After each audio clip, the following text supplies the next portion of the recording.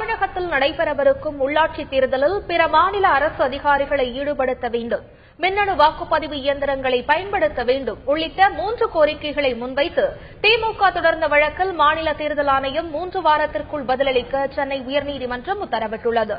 இதுகுறித்த கூடுதல் தகவல்களை தருகிறார் எமது செய்தியாளர் பிரசன்னா.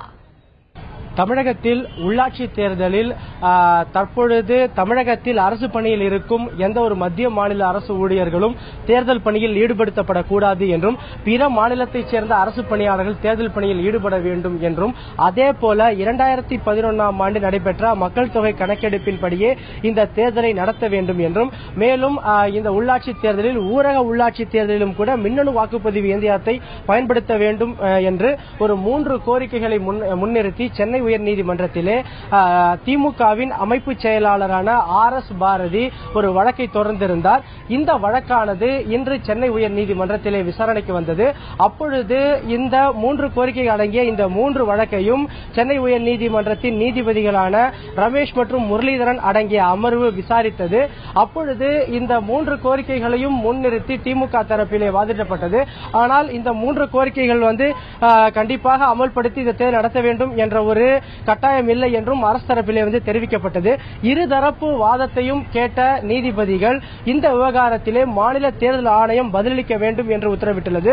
குறிப்பாக வரும் ஆகஸ்ட் 1ஆம் தேதிக்குள்ளாக மாநில தேர்தல் ஆணையம் திமுக முன்வைத்த இந்த 3 கோரிக்கைகள் தொடர்பாகவும் பதிலளிக்க வேண்டும் என்று தெரிவித்துள்ளது. எனவே இந்த 3 கோரிக்கையின் அடிப்படையில் மாநில தேர்தல் ஆணையம் என்ன பதிலளிக்கிறதோ அதன் அடிப்படையில் இந்த தேர்தலை எப்படி நடத்த வேண்டும் என்று மாநில தேர்தல் ஆணையம் முடிவு செய்திருக்கிறது என்பது நமக்கு தெரிய வரும். எனவே வரும் ஆகஸ்ட் 1ஆம் தேதி இந்த வழக்கின் அடுத்த கட்ட விசாரணை வர உள்ளதால் அன்றைய தினம் இது குறித்து நமக்கு ஒரு தெளிவான விளக்கமும் மாநில தேர்தல் ஆணையத்தினுடைய முடிவும் தெரிய வரும் என்று நாம் எதிர்பார்க்கலாம். தந்தி டிவி செய்திகளுக்காக ஒளிப்பதிவாளர் விக்னேஷுடன் பிரசன்னா. இந்த வழக்கு குறித்து திமுக வழக்கறிஞர் பிரிவு செயலாளர் கிரிராஜன் கூறியதை இப்போது பார்ப்போம்.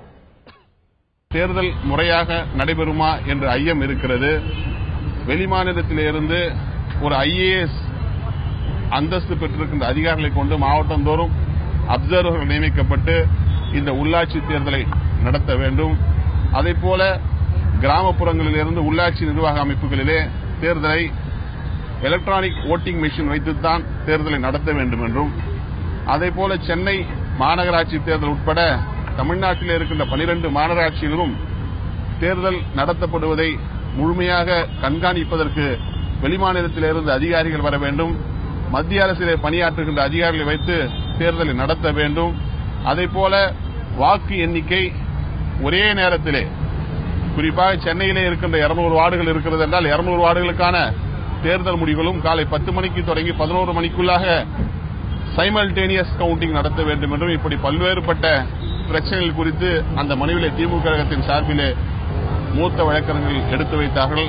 இவற்றையெல்லாம் ஆழ்ந்து கேட்ட நீதிமன்றம் இவற்றின் மீது விரிவான பதிலை தமிழ்நாடு அரசு ஆகஸ்ட் 1ஆம் தேதி என்று தெரிவித்து கூடிய விரைவில் இந்த வழக்கை முடித்து வைப்பதற்கு அரசு ஒத்துழைக்க வேண்டும் என்று இன்றைக்கு உத்தரவிட்டிருக்கிறார்கள்.